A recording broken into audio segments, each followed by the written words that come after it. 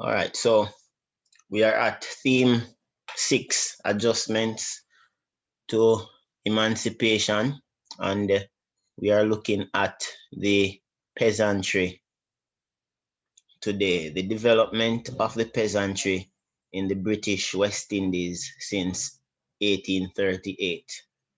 This presentation is brought to you by Woodville K. Marshall.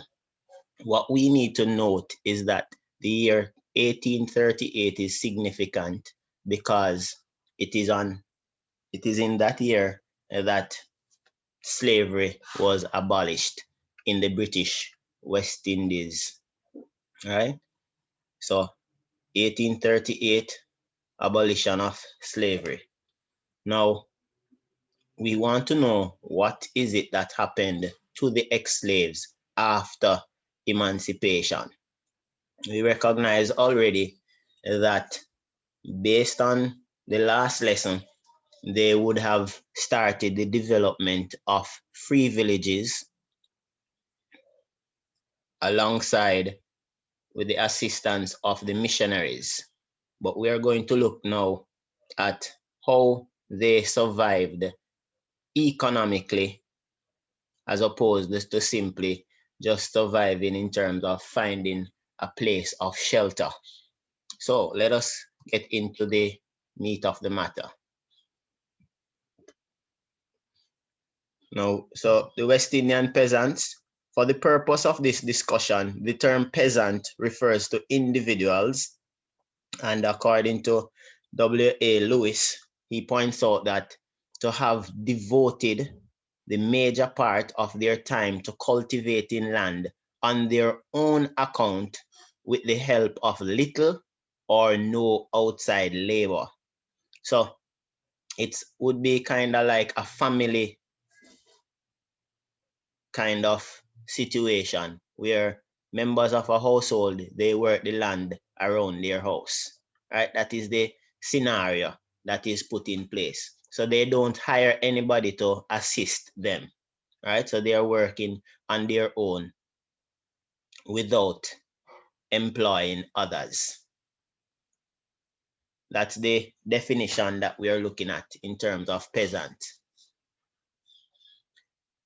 West Indian peasants. So available statistics do not allow us to estimate the size of the peasantry or the average size of its holdings with any precision. It is probable that many of those who we call peasants, were those in possession of a household plot or a garden.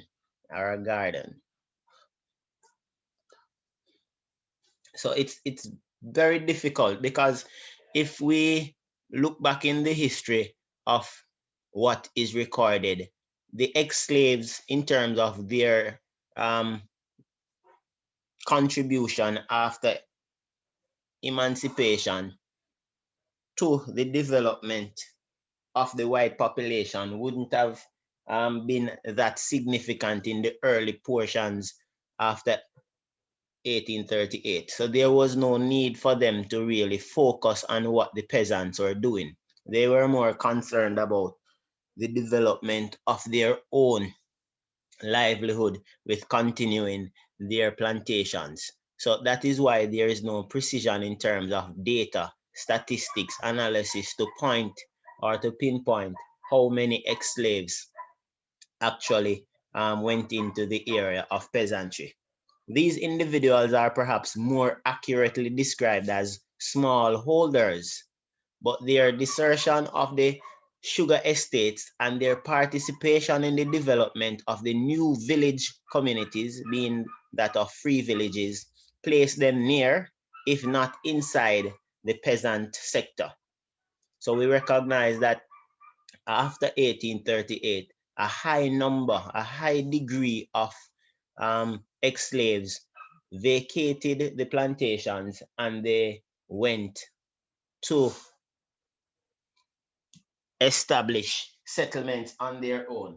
And then in these settlements, what they did, they would have started to cultivate plots, as they would have done during the time of their enslavement.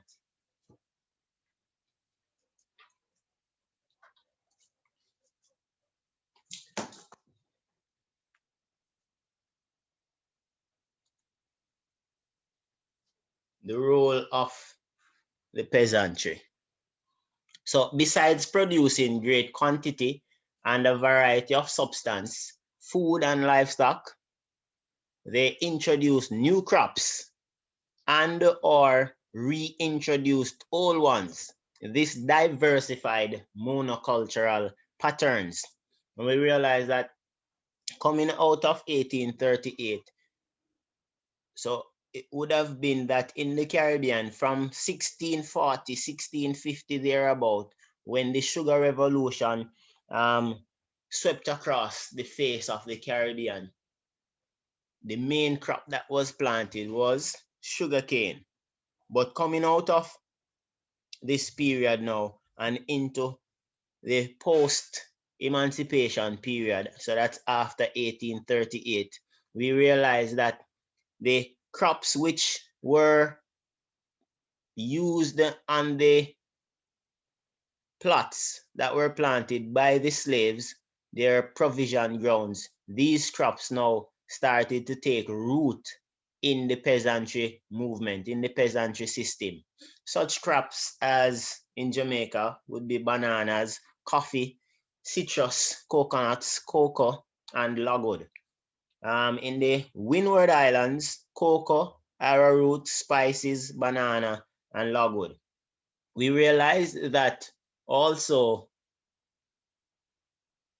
that logwood was one of the things that was done primarily in Belize or British Honduras, right? So that was basically the central point of logwood production. However, this didn't mean that the other areas in the Caribbean didn't have it. It was just that it was not being used. So now after 1838, now that the agricultural sector was now diversified, then we saw persons going into different areas.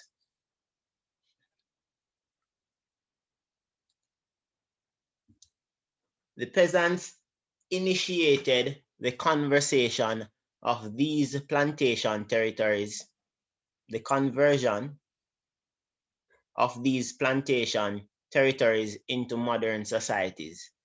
There were various attempts to build self-generating communities, and we see examples of them right across the diaspora of the British Caribbean, especially in Jamaica, where we would have looked at the last class at the free villages which existed. They founded villages and markets, they built churches and schools, they clamored for the extension of educational facilities, for the improvement in communications and markets. They started the local cooperative movement. Peasantry is seen as a nucleus of importance, which could constitute the stability of the country. That's according to W.A. Lewis. Peasant development was emancipation in action, because of course the whole idea of emancipation is freedom, and the peasants, or the ex-slaves we should say, took on this freedom in a great way, not only to start the diversification in terms of the agricultural sector, but also looking into other areas such as building educational facilities, establishing markets, and also in terms of improving communications. And we'll see that right across the length and breadth of Jamaica, we have markets, major markets in every significant location. And these were created by the peasants. What makes West Indian peasantry so special?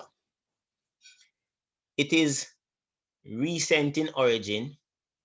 Unlike other regions in the world, the West Indies experienced peasantry that was non-traditional. Why? The earliest form of peasantry did not survive plantation establishment. And if we look at what this is saying, we realize that prior to the sugar revolution, there would have been other crops which were planted, like by the indigenous peoples, pineapples and other crops, corn, yam, right? However, once, and even if we look at the whole concept of them planting tobacco, but because tobacco was not necessarily in need of a large space to be profitable, then the other areas could be used to cultivate other crops. However, with the introduction of the plantation system under the introduction of sugarcane, then all of the other crops were basically abandoned wholesale in place of the planting of sugar. Sugarcane planting became the focus of most, if not all, of the areas in the Caribbean. So all of the flat and arable land was now used for the cultivation of sugarcane. The slaves were only proto-peasants, as the land, their time, and their labor belonged to their masters. So they were tied to the masters. So they were not peasants in the truest sense of the word, as we had defined the term peasants, being that you work for yourself and you don't necessarily employ anybody to assist you. West Indian peasantry began after emancipation, as we would have already established. What else makes West Indian peasantry so special? Its growth was consistent during the first 60 years, that's 50 to 60 years of its existence. There are stages of growth that can be identified. So the period of establishment, so when they just started to leave the plantations and they started to purchase their little plots, and then they started to plant their crops.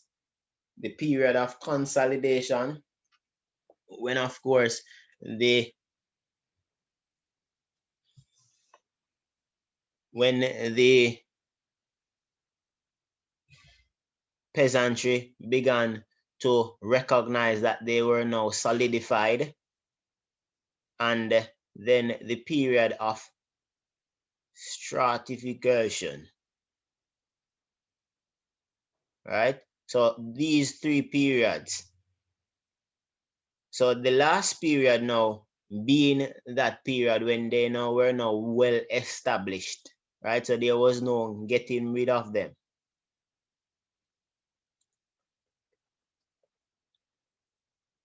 The period of establishment. So we look at each period now. Why did the ex-slaves leave the estates?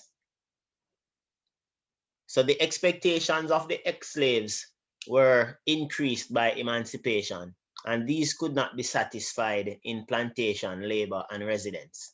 Because of course, what plantation labor and residence had done to them for over 300 years was that it tied them to one place and to one space, right? So there was no room for growth based on the history that they and the experiences that they had. As a result, they felt that they needed to leave. Planters, over anxious to secure their entire labor supply, attempted to keep all the ex-slaves on the estates in relationships closely resembling their previous servile conditions. So we realized that the planters were still trying to kind of forced the hand of the ex-slaves to stay on the plantations because, of course, they did not want to lose their laborers, but by use of force, the ex-slaves said, no, we are free, so we will not stay. Planters diversified. Planters devised a system of tenancy which compelled the tenants to work steadily and continuously on the estates for secure residence in the same house and ground they had lived as slaves. And of course, the ex-slaves would not have it. Of course, many of them decided that, hey, I will not take the risk of going off the plantation because outside of the plantation, I don't know what is out there. So many of them were afraid to wander out in the unknown. And as a result, they stayed under this condition, working, trading their time for residence, and of course, meals, etc.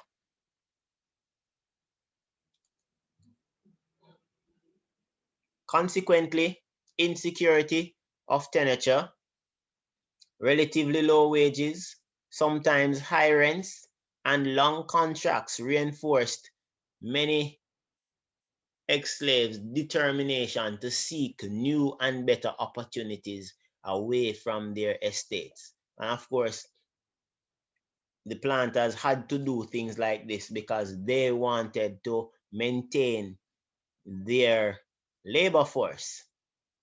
It must be noted, however, that Trinidad and British Guyana had relatively high wages, and the cost of drainage was also high. But these factors seemed to have failed to deter the ex-slaves. So even though the wages that ex-slaves received in these two territories was high, they still decided that they're going to leave the plantation system. Most of those in flight from the estates attempted to acquire land, as we would have mentioned in the last lesson, looking at the free village movement. Cultivation of soil was the ex-slaves' primary skill, and in many territories, enough land seemed to be available to provide the ex-slaves with subsistence. And we talk of territories like Jamaica, Trinidad, etc. Land opportunities did not exist in all the colonies. For example, Barbados, because of its flat nature, there was a lot of sugar plantations present there. So even before emancipation, there wasn't a lot of land available where ex-slaves after emancipation could go and squat or purchase. St. Kitts and Antigua, three older colonies, small size, large population, well-established sugar industry, few in any opportunities existed for the slaves to acquire land. On islands such as these, ex-slaves would sometimes migrate, and we will see that migration did not only occur from, but also to. Especially, we found that ex-slaves left Jamaica and other areas in the Caribbean and they went to Barbados because wages were very high in Barbados. So they went to work on these plantations. And of course, those slaves who were working in Barbados, who left the plantations, many of them migrated to other areas in the Caribbean. Jamaica, Trinidad, the Windward Islands, and British Guyana, however, proved the best opportunities for land acquisition for ex-slaves. And we note that Jamaica, in terms of the large number of free villages, over 15 free villages, is quite significant. So in Jamaica and the Windward Islands, the sugar industry left much of the mountainous interior developed, and in Trinidad and British Guyana, there was a small population of young sugar industry. Typical comments of the stipendiary magistrates were the ex-slaves' acquisition of land being the great and universal object, however limited in extent. One St. Vincent planter said as early as 1842 that the laborers were always on the lookout for land and always on the lookout for land on which they could settle and allow their wives to sit down and take charge of their children.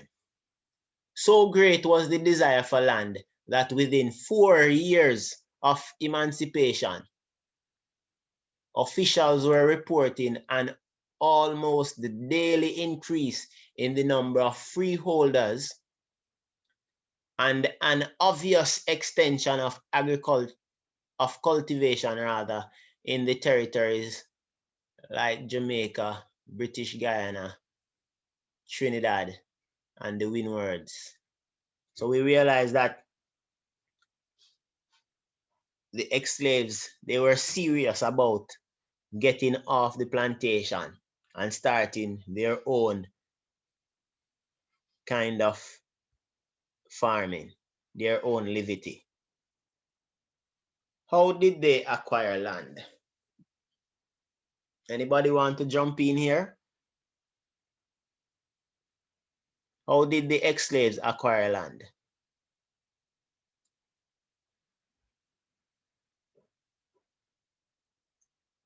How did the ex-slaves acquire land? Anybody?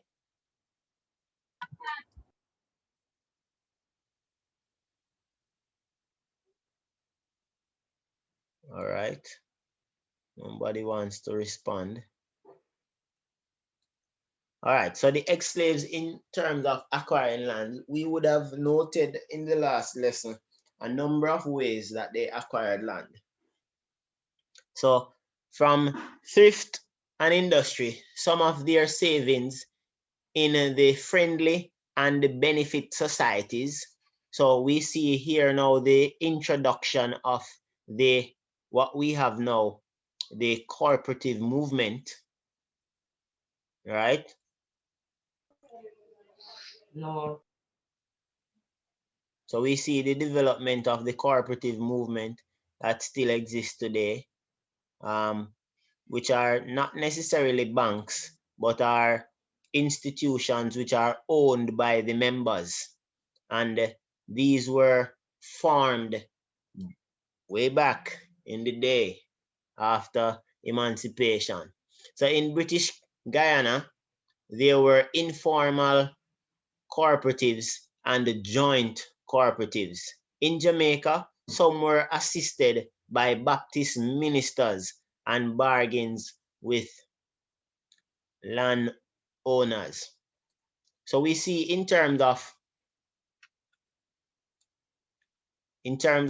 getting assistance, we saw that help was given by the missionaries in terms of how the slaves, ex-slaves, went about their business. They pooled their funds together, as we would have mentioned in the last lesson. They formed cooperatives, joint stock companies, and out of that, they were able to purchase land, and then they would share up the land based on the money that you would have gotten. So you got the land, the amount of land that you got depended on what you contributed to the development.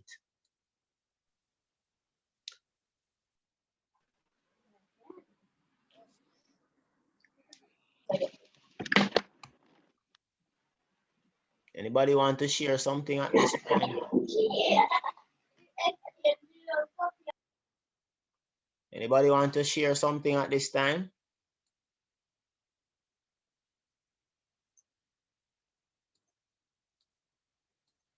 All right, so I'm seeing that So Gabriel said that, so in terms of sharing, so information, so the church was the one who assisted the ex-slaves, right? Knight also joining in that, saying that the missionaries assisted. Very good.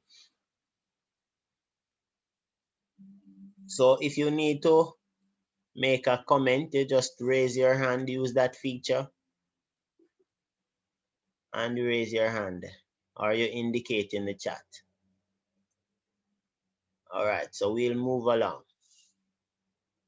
So G. Eisner showed that Jamaica possessed 2,114 peasants with under 40 acres in extent in 1838. Those are staggering numbers. Why are they staggering numbers? Because we know that 1838 was when slavery was officially abolished, which would have meant now that once apprenticeship was on, the slaves were busy acquiring land. And of course, how could they acquire land as apprentices? We realized that they were supposed to work for 40 and a half hours for the week, and any additional hours that they worked, they were supposed to get paid. So they would have used this money now that they saved up.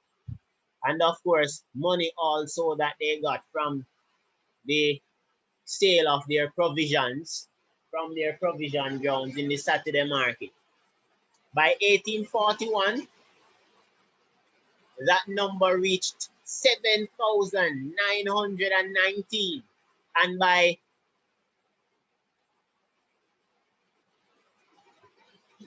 it reached 19,397 persons with holdings under 10 acres in extent. She estimated that by 1842, nearly 200 free villages with a total extent of 100,000 acres had been established, and about 70,000 pounds had been paid by the settlers for the land.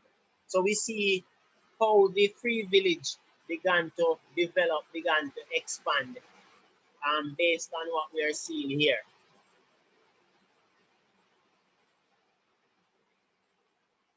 Next point. A similar pattern emerged in British Guyana.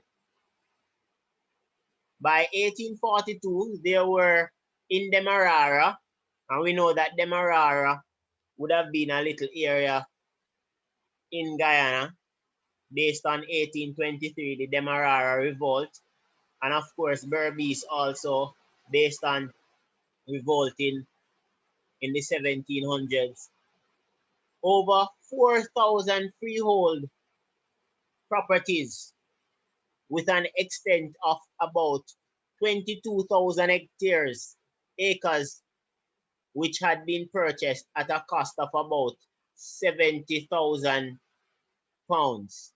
By 1852 in British Guyana, there were more than 11,000 new freehold properties with an estimated value of over 1 million pounds. By 1860 in Jamaica, the number of freeholdings under 50 acres in extent had reached 50,000. By 1861, St. Lucia, St. Vincent, Grenada, and Tobago possessed more than 10,000 freeholders, while the number of residents built since emancipation totaled about 20,000 in Grenada and St. Vincent. Very powerful statistics here. And it basically shows the step-by-step establishment of the free village movement. And we will go on to see how it continued to grow. the period of consolidation. And we're going from 1838 upward to 1900. So the most important feature of this phase of development is the emergence of what Eisner calls a new peasantry. It is mainly indicated as a dramatic change in the peasant's pattern of production. Eisner's national income estimates from Jamaica, the only country for which there are almost complete figures, reveal a shift from mainly provision production to a mixed provision and expert crop production by peasants between the years 1850 and 1890. This showed that in 1890, the share of grown provision was 74% and export 23%, whereas before 1850, the share was 83% grown provision and only 11% export. Peasants' share of exports had risen from half to 3/4. And we'll see that when we start looking at theme 6, we will even go in more depth, as we will be looking at each of the different type of crops that the peasantry started to establish. So we will look at coffee, we look at banana, we will look at ranching, we'll look at cattle rearing, we'll look at spices from Grenada. So we will be looking at quite a number of things: bananas, papaya, potato, citrus. So we'll be looking at how the peasantry went about its business and the crops that they had, and the whole development of systems of export. Sugar was produced exclusively by peasants and the sharecroppers by 1898 in Tobago, and was already disappearing as a major cash crop in Tobago and Grenada. So we saw that in terms of what was happening in Tobago and also Grenada, that pretty much all of the plantations had been abandoned by the whites, and any planting of sugar that was being done by the ex-slaves. Now we go to the period of stratification, striation. The characteristic of the most recent stage of peasant development is the failure of the peasantry to expand at its earlier pace. There is increasing evidence that the peasantry in some territories was declining in numbers in more recent years. This suggests that the peasants' shift to cash crop production has operated in conjunction with other factors to exhaust the opportunities for peasant landholding in the larger territories of Jamaica and Trinidad, as well as in the longer settled islands of Barbados and the Leewards. A relatively small peasantry did come into evidence in the Leewards and Barbados, but the increasing pressure of the numbers on the land, as well as non-availability of land for expansion of peasant cash crop production, seems to have resulted in both amalgamation of some of the small holdings into larger ones and a drift of peasants away from land. Since there are few alternative means of employment available inside these islands, most of the ex-peasants must have immigrated. And we see that this is quite true, because if we watch the news today, we hear about the Windrush, right? We hear about the persons who were of Caribbean descent who left the Caribbean in the 1900s, early 1900s, went to live in England, and now they want them gone, right? And also, when we come to theme 7, looking at the United States in the Caribbean, we'll see that a lot of workers left the Caribbean islands to go to Panama to help in the creation of the Panama Canal. And of course, we should be very familiar with the whole idea of people leaving Jamaica and other areas in the Caribbean to go to the United States for development. Because of course, it's they say it's the land of milk and honey. Yeah, the land where you can get all your dreams fulfilled. So we see that after 1838, the only thing that was basically available to the ex-slaves was that of continuing what they already knew, which was cultivating land, right? So that's what they did. The land was there, so they got the land, they worked the land. But over time, when other opportunities came aboard, because even by this time now, the Industrial Revolution would have been in full swing and would have started to affect the islands in the Caribbean very heavily. So that also affected the peasantry, right? And in theme 6, we will see where there was the creation of other industries. So apart from the extractive industry, apart from the whole idea of planting, we have now bauxite industry. So the extractive industry expanding. So bauxite, gold, petroleum, diamond in Guyana, gold in Trinidad and Guyana, peat in Trinidad, petroleum in Guyana, bauxite in Jamaica.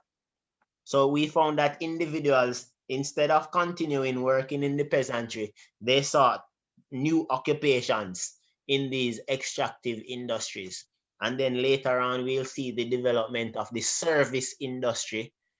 We speak of the hotel systems and also the factory system, right? So because of the expansion in different occupations in Jamaica and in other areas in the Caribbean, we saw that now there was a shift away from the peasantry. In Trinidad and Jamaica, a combination of other factors are included. The expansion and the consolidation of the plantation ever since emancipation has been one limiting factor. Also, various types of non-agricultural economic activities have competed with agriculture for both land and labor in recent years. Industries like bauxite in Jamaica, oil in Trinidad have not only attracted the peasants away from cultivation on their own account, but have also imposed the limitations on the growth of the peasantry by occupying land which was either peasant agricultural land or land which might have been available for peasant expansion. Peasantry has also been affected by the opening up and the exploitation of migrant opportunities. So as I would have mentioned, that the development now of other occupations brought about by the extractive industry in different territories, and also service industry. The idea of going to foreign to get rich, going to the United States to make a better life for you and your children, away from the hard, toiling, bustling island of land, sun and wood and water, right? So that is what really caused the peasantry to seemingly decline, or to be put to a halt in terms of its expansion. And even today, if we look right across Jamaica, we'll see that there aren't a lot of persons invested in agriculture and in the peasantry. Far more persons who are from an agricultural background would rather to move out and become doctors, become lawyers, beggarman thief, right? And even the mindset of many of the parents, grandparents, etc., they would prefer to, instead of allowing their children to inherit the agricultural pursuits that they would have survived on, they push for their children to go into a next direction where they want them to become doctors and lawyers and so on, which is something good. But then, if you look at how it is affecting us, then we would say that it's something bad as well. So it's a kind of a, depending on where you look at it or how you look at it, it's 50-50. In the Windward Islands, however, peasantry has continued its expansion. This mainly because of late settlement, a sparse population, and mountainous terrain. These islands have never possessed a plantation system which exercised the full dominance over the economy and the landscape. This created perennial opportunities for peasants' acquisition of land. Moreover, there has been no alternative economic development in these islands to compete with agriculture or to attract the peasant away from the land. So unlike in Jamaica and Trinidad, where Trinidad has oil, Jamaica with the bauxite, which would have taken a significant number of the peasants away from the peasantry, the Windward Islands didn't really have this kind of luxury, you would say. Thus, the peasants have experienced conditions more favorable to them than in other territories.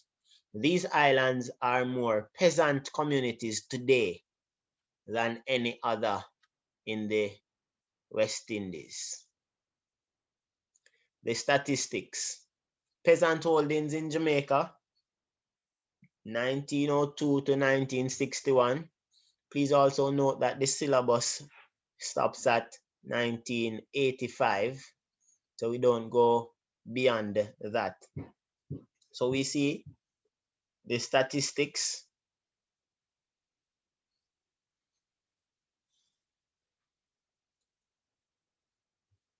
Other special characteristic of West Indian peasantry, it did not depend exclusively on cultivation of the soil for its income and subsistence. The early peasants and many others often combined the cultivation of their land with activities like fishing, shopkeeping, and casual estate work, right? So that must be noted. So it wasn't always about cultivation, but there were other opportunities which existed. And so outside of fishing, we have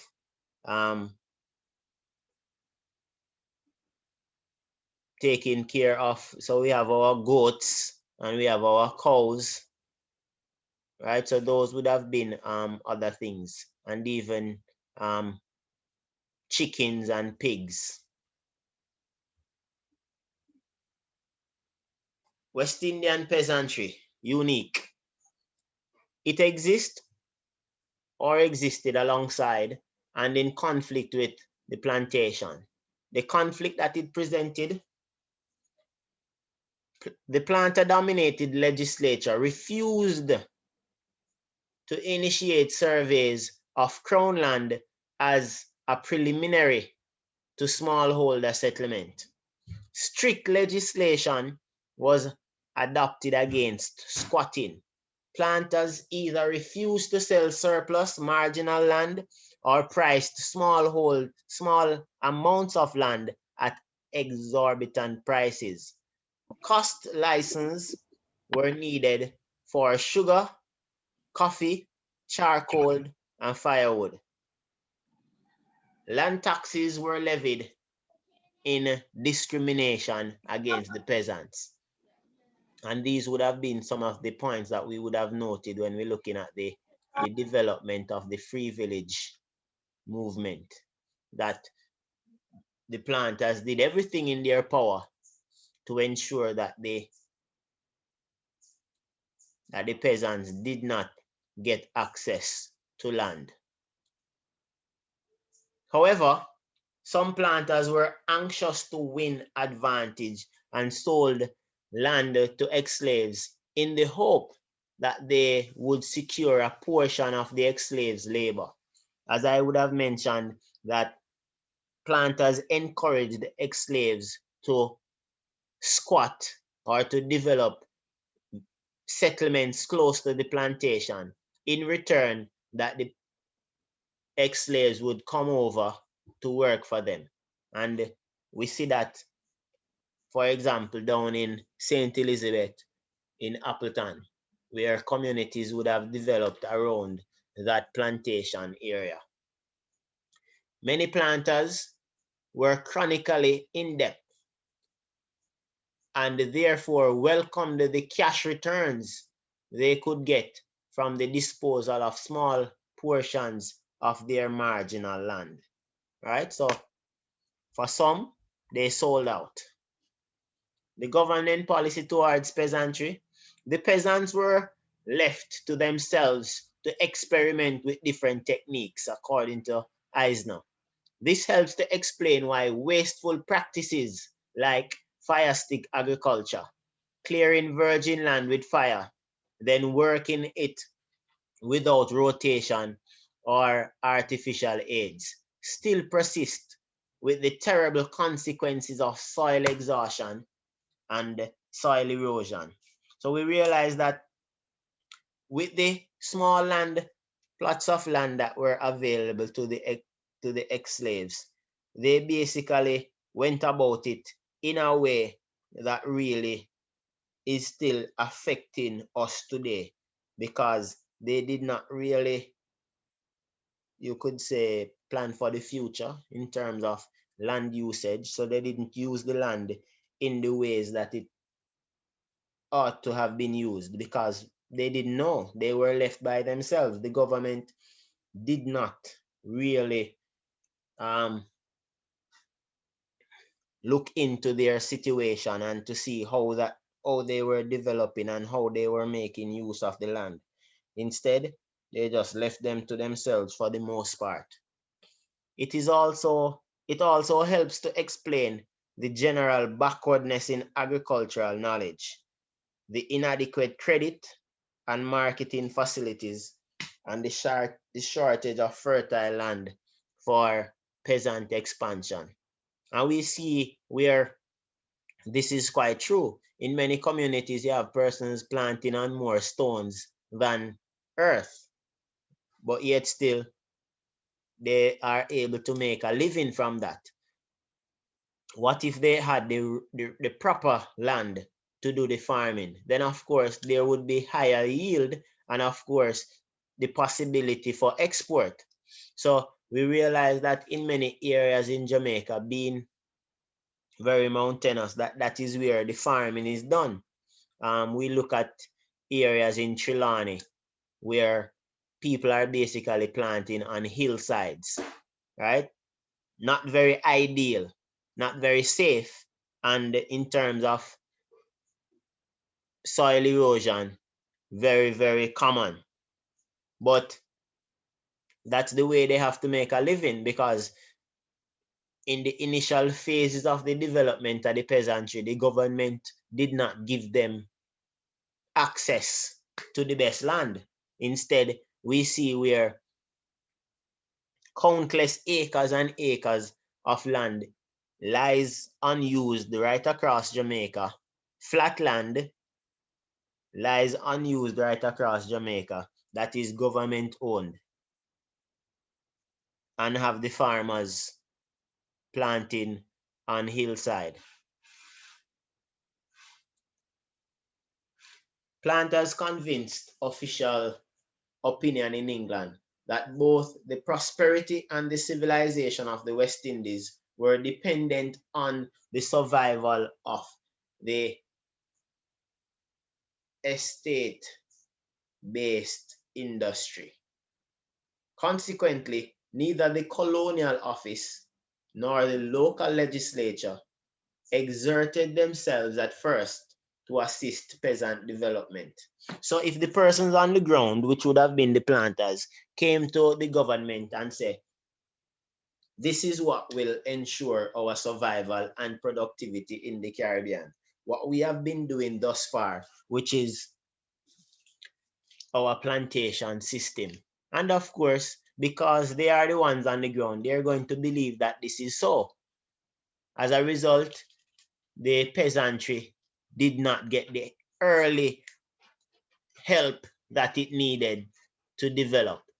Government attitude was modified only when discontent and relentless combined with depression in the sugar industry.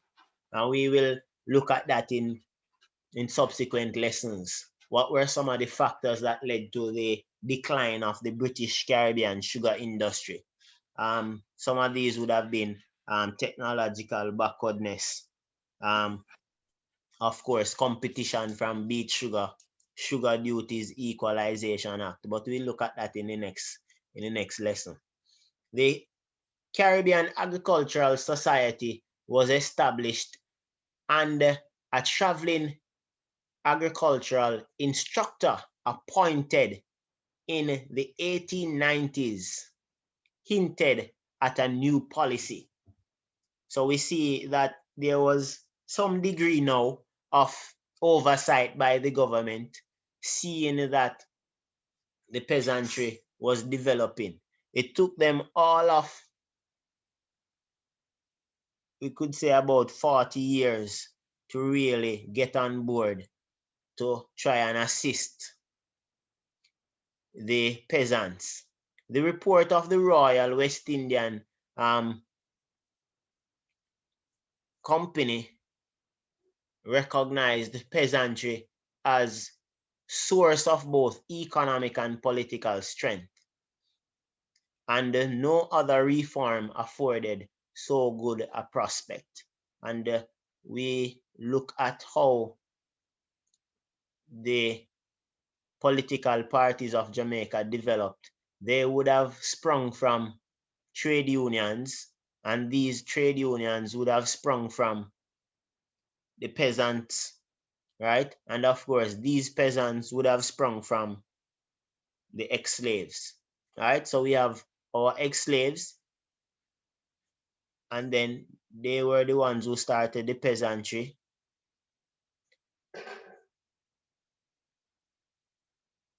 and they were basically ignored by the government. But then, because of the significant work that they would have been putting in, they started to develop strong and resolute economic and political strength. Ironically, these same points were repeated in the Sugar Commission of 1929 and the Moyne Commission of 1939. Fundamental reform had been still born. So even though the Royal Commission would have made the recommendation to highlight that, hey, the peasantry is a source of both economic and political strength, we realize that the government didn't do anything about it. They just ignored what the Royal Commission would have said.